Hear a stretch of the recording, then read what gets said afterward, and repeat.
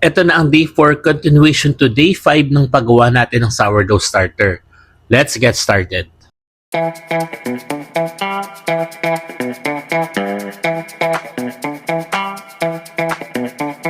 Para sa day 4, magdi-discard na tayo ng sourdough starter.